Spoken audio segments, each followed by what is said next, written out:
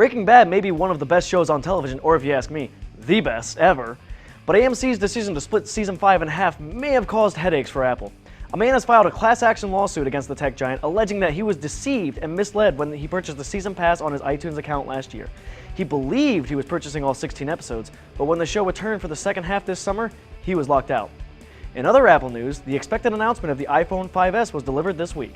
The phone will feature a faster processor, better camera, and will be optimized for Apple's new software release, iOS 7. Apple will also be releasing a second model dubbed the iPhone 5C. The 5C will be a cheaper option with a plastic shell and roughly the same specs as last year's iPhone 5.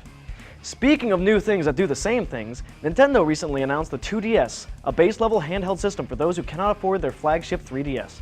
The 2DS will feature a slate-like design and will be fully compatible with all 3DS and DS games. The highly anticipated release of Grand Theft Auto V is quickly approaching. The game is said to feature 3 playable characters, all men. When asked why there won't be a playable female character, Rockstar's Dan Houser simply stated, quote, "The concept of being masculine was so key to this story."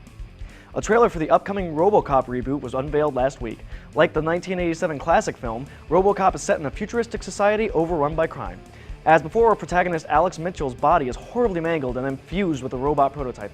He goes on to fight crime and serve up justice. One difference from the original is that Mitchell is mutilated by a car bomb rather than shot and killed by a heavily armored gang. The film is set to release in February 2014. That's this week's news, blended and ready for consumption.